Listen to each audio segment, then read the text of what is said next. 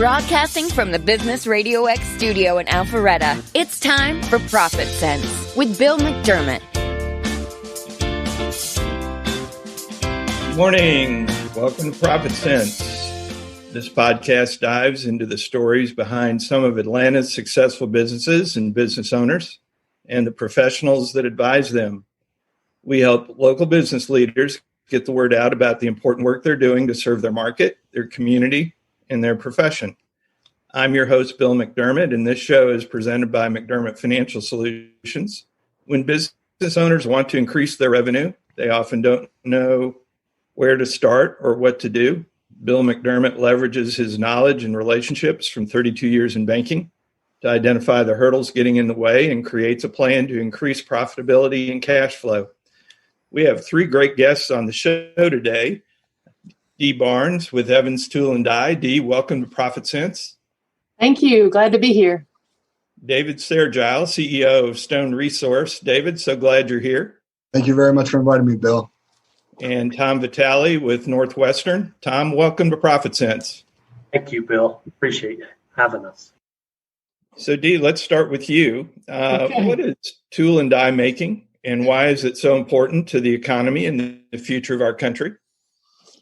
Tool and die is an apprenticeship trade skill that creates a machine mold that can stamp out metal products, metal parts at high volume and high speed for original equipment manufacturers who produce some finished product. For example, ATVs, four-wheelers, commercial refrigeration, furniture, just about anything that a metal piece can go on. We produce a machine, if you will, that stamps out that shape, that particular shape. And each die is individually made to certain specifications to stamp out something. So tool and die is a tool and die maker is an apprenticeship trade that it takes 4 years to be a tool maker. And It provides, I guess there's two things why I think it's really important.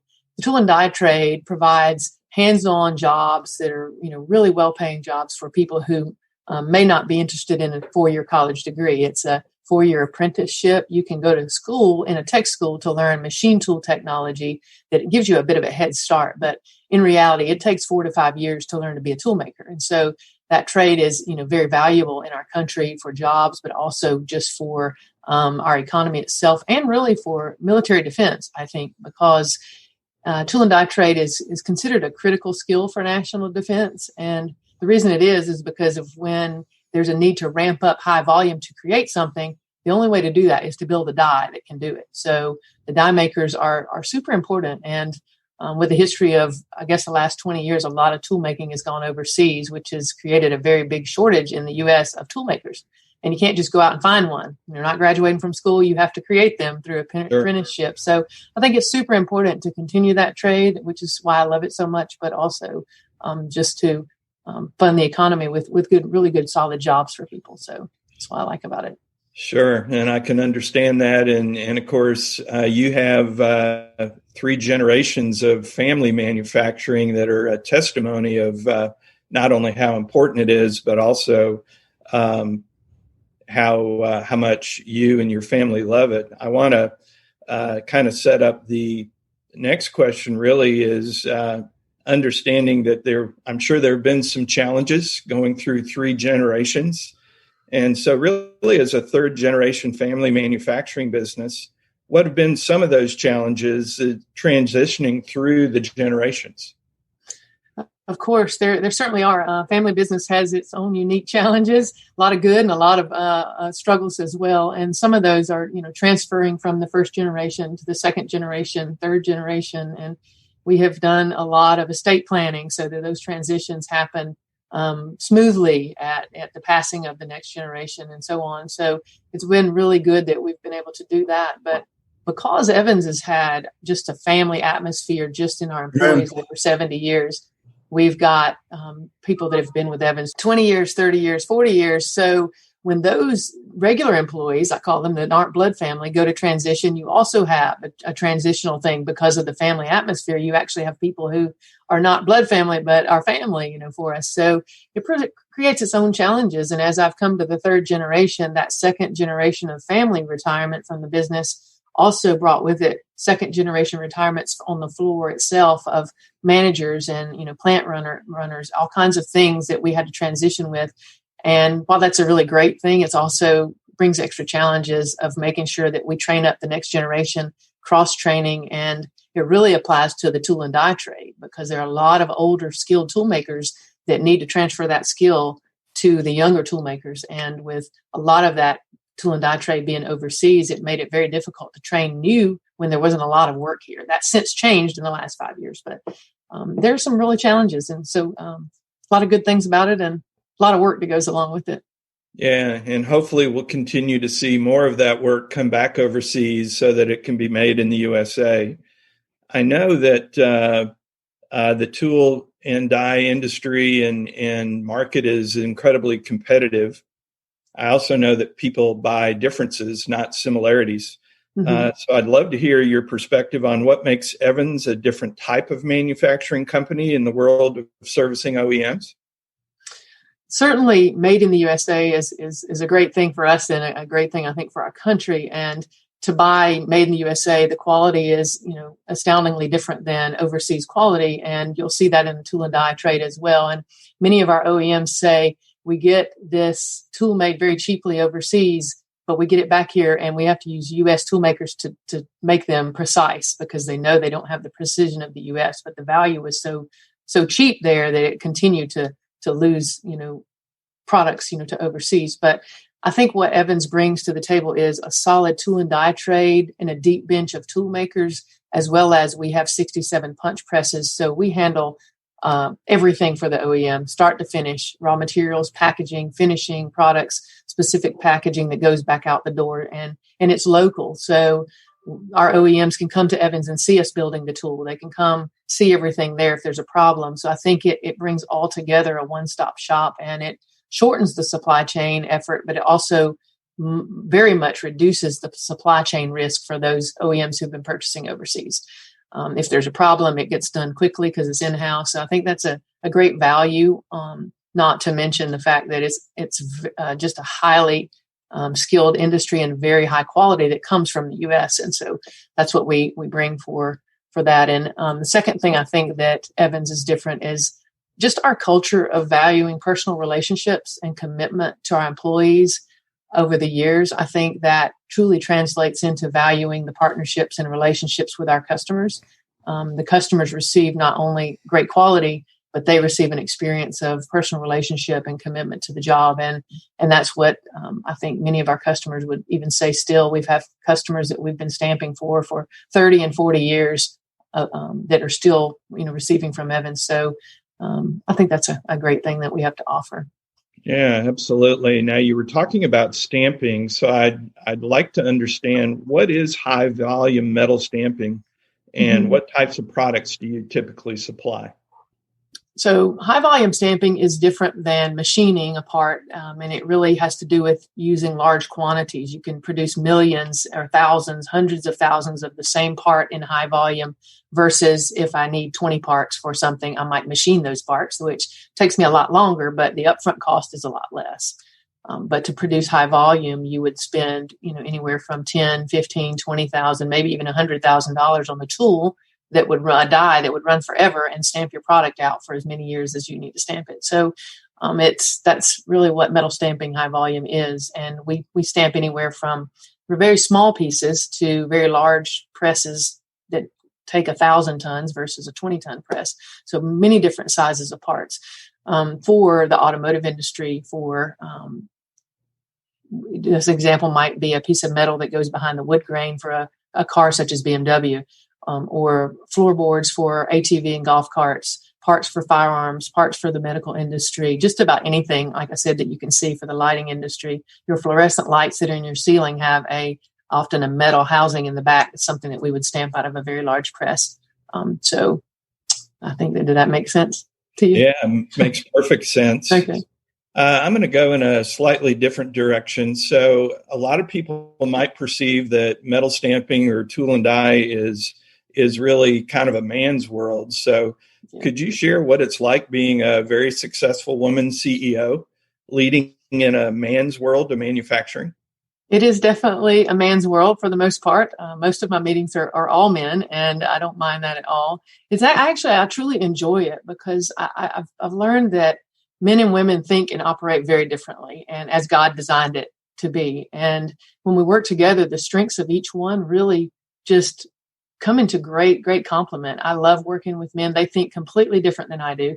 And it's a great thing because they'll think some way. And I'm like, how do they even think of that? It's just a different wiring. And I certainly believe that women bring some different balance to that equation. And it's been very successful. And so I actually enjoy it very much.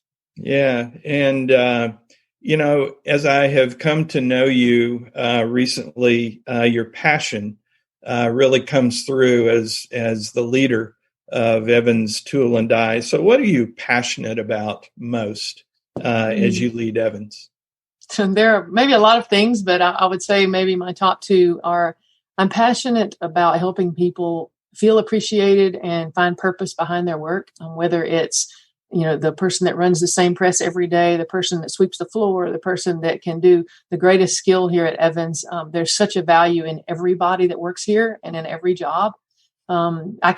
We can't do our job if there's a guy that sits and may make less money than everyone else, but he works daily, every day, stamping out the same product. It's all so valuable. We can't run without that. And so I don't know that I'm always as successful at accomplishing that, but that's what I want to do and want to be, for people to feel appreciated and value what it is they do in life, whether it's here at Evans or anywhere. And I think the second thing might be, I'm obviously passionate about seeing the tool and die trade continue into generations, because I see its value, but it's just so amazing to watch people create something with their hands and know that there is no technical product that can replace that tool and die skill.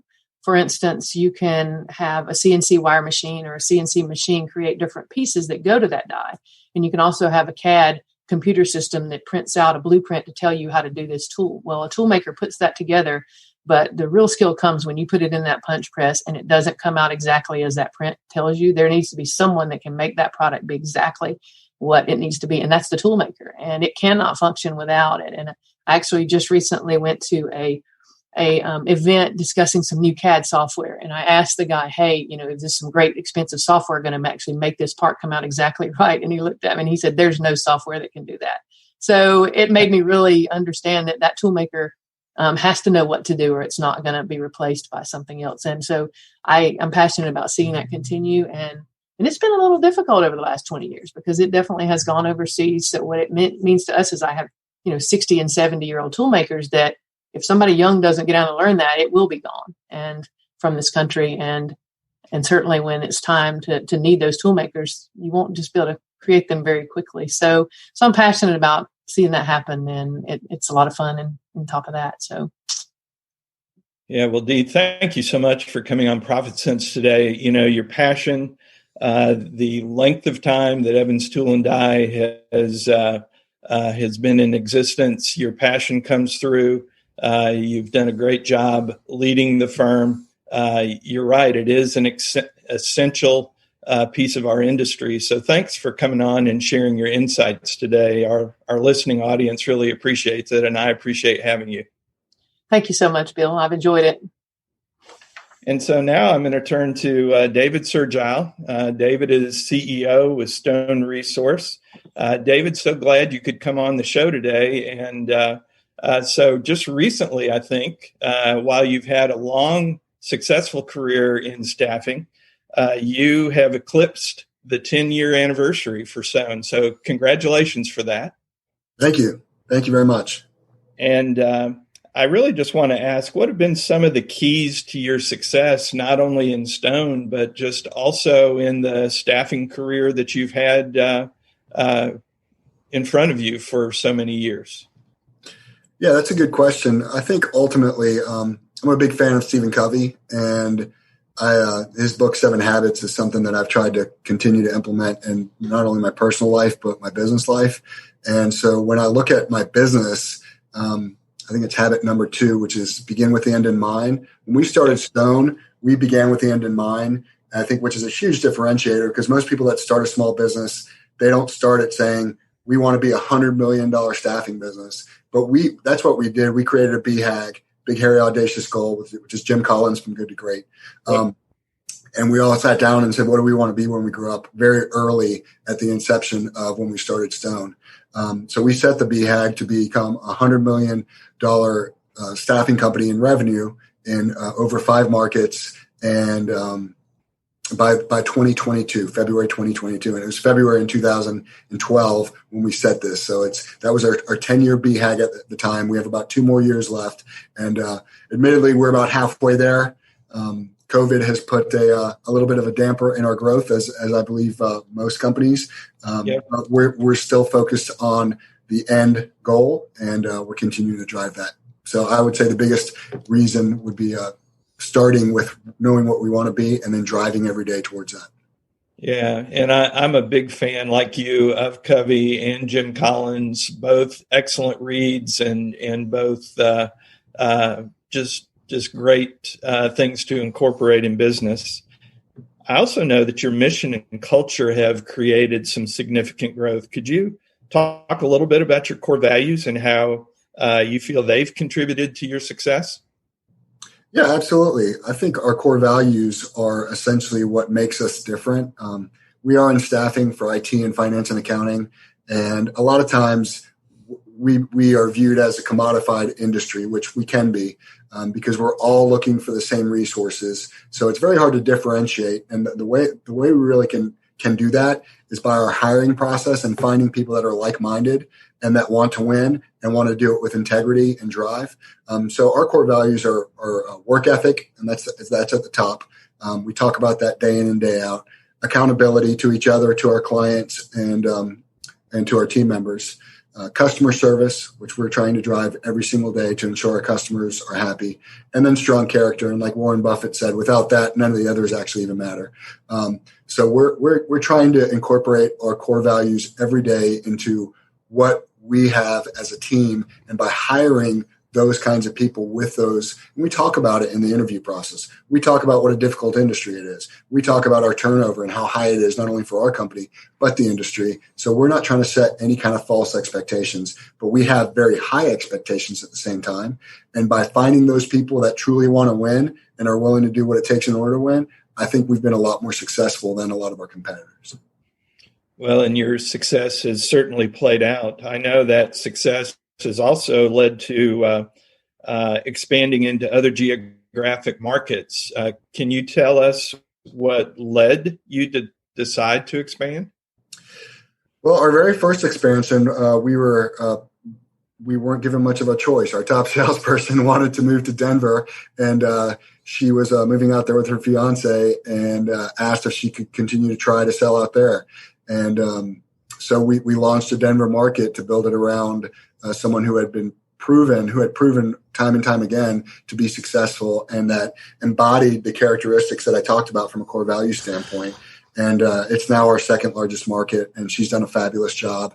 And she has continued to drive that, continue to hire based on what we discussed, and find team members that were like-minded. So that was our second market. Our third market was more of a following our clients. And I can tell you, we probably would not do a lot of the, hey, you want to move somewhere, we'll open up a business around you, unless it was the right person. But we're really trying to just support our clients day to day. And we've ended up in St. Louis. We've ended up in Dallas and other markets because of what our clients' needs are, recognizing what those needs are, and then also capitalizing on the opportunities that our clients are bringing to us by having a geographical footprint in that market. We've done spec markets, which is, hey, we understand there's a lot of business out there. We feel if we drive our business model in that market, not really having any clients, that's not a great model for us. I know some of our competitors have done that with success. That's not a great model for us. We really want to have 1 or 2 anchor clients in the market that can generate revenue and then use those revenues to reinvest in that marketplace. Sure. Now, I know that also the staffing industry, as you alluded to earlier, is pretty competitive. I also know people buy differences, not really similarities. So what do you believe differentiates Stone from its competitors? Yeah, I love that question. And usually when a client asks me, I always tell them, I could tell you all the differentiators until I'm blue in the face. None of it's going to matter until you give me an opportunity to work for you and show you what I can do. But I would tell you is it's going to come down to our people. I compare a lot of times when I'm talking to our clients, what we do to what real estate agents do. And at the end of the day, our account managers, similar to a real estate agent, you could have a real estate agent that's going to be hungry, driven, or you could have one that's kind of resting on the laurels and just sending you pictures of what's available. So I think it comes back to the way we hire, as well as when we started this company and we were less than $5 million, we put $100 million back office infrastructure and process in place. So we're able to scale on our processes that we have and that we've had since day one. Because of my background in staffing, I brought with me from billion-dollar staffing companies, as well as my partner who comes from Robert Half, ran the East Coast for them. We have processes that a lot of the smaller staffing companies just never had in place. But because we were thinking like $100 million business, we were driving those processes day in, day out. But at the end of the day, it's really going to come down to the individual. And we believe we do a better job of hiring better individuals that are going to be working to try to provide the best customer service and just going to work harder. We work harder than most of our competition. Yeah. And people and processes, David, you've hit on the two main points that I'm certainly seeing in other industries. Finding the best people to do the work and then having the processes in place so that you have repeatable practices. Yeah. And I think on top of that, with the people, then building the culture, I view myself as a culture warrior. I think I mentioned earlier, we do have a lot of turnover. I'm not apologetic about that whatsoever. It's a tough environment and it's not for everybody. And we hire a lot of people out of college and they're trying to figure out what they want to be when they grow up, which is fine. But they learn very quickly whether they want to be in the staffing industry or in a performance-based role. And some of them leave us to go do more of administrative work, more operations. And then some of them just decide that, they want to be in it, just not as a high intensity role that we have. We're very driven. And again, I don't apologize for that. Yeah. No, I wouldn't either. So I want to just kind of maybe ask the question, we're in the middle of a pandemic, of course. What's the outlook for the staffing industry? And a little bit, how has the pandemic impacted staffing? Yeah, this is, and I talked to some of the younger people on my staff about this. In the last 20 years, we've had 3 recessions. And what I've seen from the last 2 is we always come out of them, and we come out of them, if we survive, better. But all we can do is control the controllable. And so we focus on that. We can control our activity from day to day. We can control the way we continue to treat our clients, and we come to work and perform. And there's things that we can't control. So we can't focus on the things that we can't control. But we're still going to come into the office. We're going to work twice as hard for half as much. But we need to understand that we're in the middle of it. And there's a lot of worst cases that our competitors are going through. Friends, family, loved ones, they've lost jobs. It's a terrible economy, but we still have jobs, so we need to show up and we need to perform at the level that we've continued to talk about since we started this company 10 years ago. So my big takeaways from our time together are have a BHAG, start with the end in mind, have core values that you don't apologize for, and people and processes, David. And from where I sit, you and I have known each other for a while now. I think you're going to hit that $100 million mark, because the other thing that you said that really resonated with me is you and your firm are driven. So thank you for coming on ProfitSense today. And I hope I'm around when you hit that $100 million mark. Too. For sure. Thanks. Thank you so much, Bill. I appreciate it. So I'm going to now swing to Tom Vitale. Tom and I have known each other, Tom, maybe 15 years or so. And so thanks for coming on ProfitSense today. Thank you. So I want to start out, one of the things when I first got to know you, and it still resonates today, is you love what you do. You're passionate about it, and that energy is contagious. So I really want to start, what do you enjoy so much about your profession? I think the thing that I enjoy most is building the relationships with the clients, problem solving. And I think the bigger issue is really coaching. Everybody wants to have abs and everybody wants to be rich, but no one wants to do the work. And the coaching is really important, is to help clients kind of go through the process and hear how their goals can actually be put into a financial plan. And I think it gives enormous power when clients say, hey, I think I've got financial security. I think I'm going to be okay. And especially for them, their spouses, and having somebody as a backup, I think is really critically important. So on that theme of coaching, possibly that's the answer to this next question, but what do you feel clients value most about working with you and working with your team? Well, my team consists of 4 staff people. I think the biggest issue when dealing with money and insurance and very complex strategies is trust. I mean, clients have to have trust. And I think sincerity. And then I think the biggest issue for a lot of our clients is trying to understand some complex strategies and trying to do it in simple terms. We all tend to use it's investment speak or insurance speak, but what we have to do is we have to boil it down.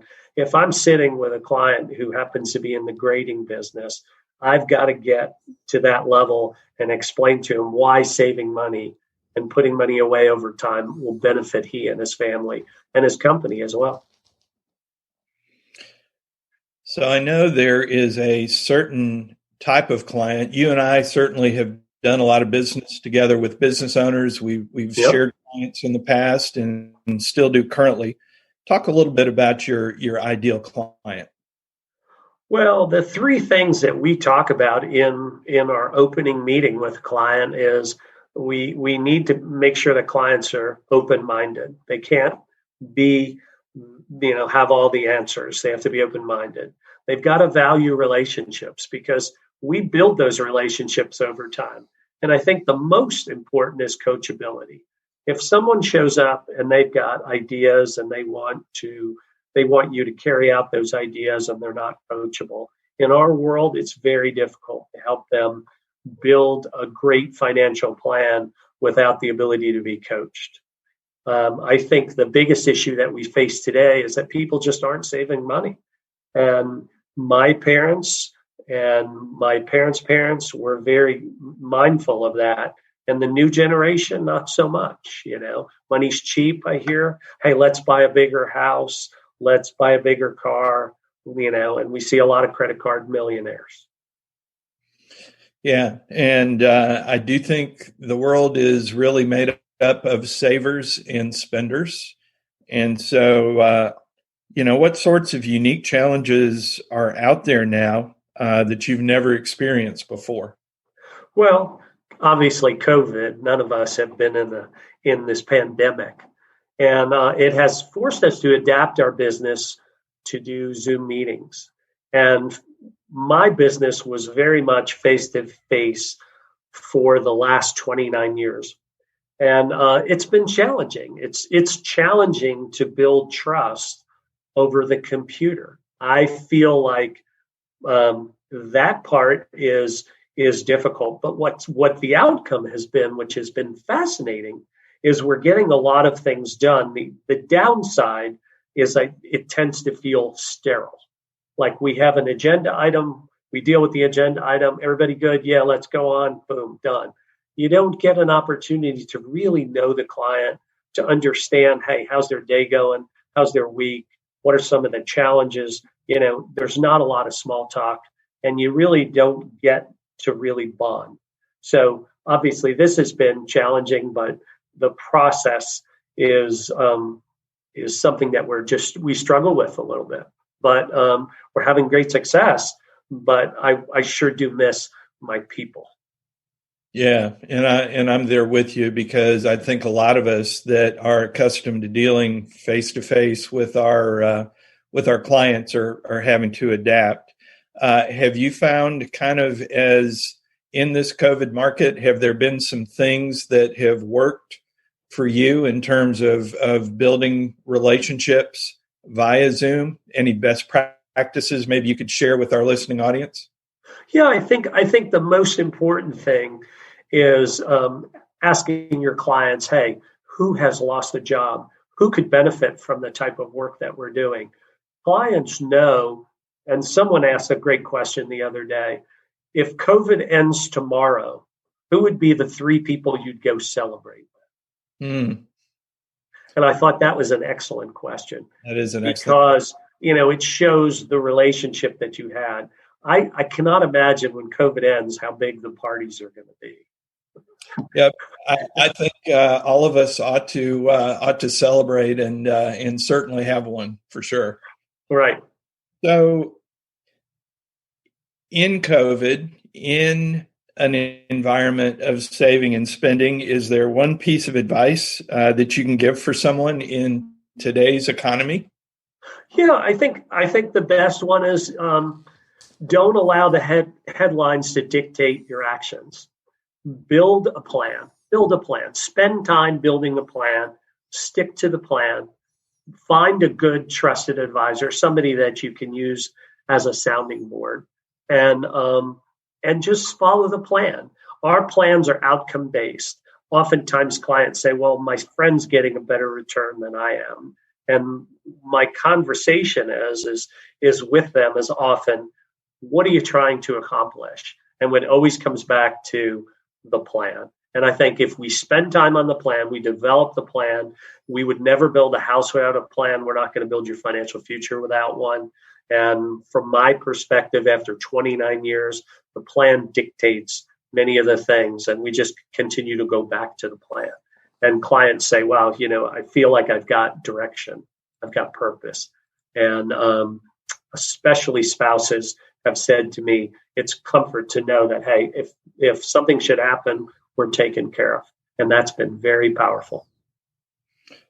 So I think takeaways that you've talked about, first, working with clients that are coachable, having a plan and executing on that plan. Certainly all of us are facing challenges in dealing with COVID and still building relationships. So trying to appeal as much as possible to the people side of things, engage them emotionally were some of the big takeaways that I think we talked about during our time together here, Tom. Yes, thank you, Bill. I think that's right on the mark. Well, listen, thanks so much for coming on ProfitSense. Dee, I want to thank you again for being on. And David, thank you. So let me just go around the horn one more time. Tom, if someone wants to get in touch with you, what's the best way for them to do that? I would say the best way is to reach out. You've got an email, tom.vitale@nmnancymary.com, or call me on my cell phone, 770-815-8778. I'd be more than happy to take your call. Great. And David, same question to you. If someone in our listening audience wants to connect with either you or Stone Resource, what's the best way for them to do that? Shoot me a text, 404-290-6486. Great. I'm likely I'm going to find them because that's what I do. Great. Thank you. Dee, how about if someone wants to get in touch with you or with Evans Tool and Die, what's the best way for them to do that? The best way would be to go to the website, which is evanstd, as in toolanddie.com, or you can just dial straight here, 770-922-3480. Great. Well, thanks to each of you for being on the show. If you want to keep up with the latest in pro business news, follow us on social media for the latest stories. If you want to listen to future ProfitSense podcasts, you can find us on ProfitSenseRadio.com. This is ProfitSense with Bill McDermott signing off. Make it a great day.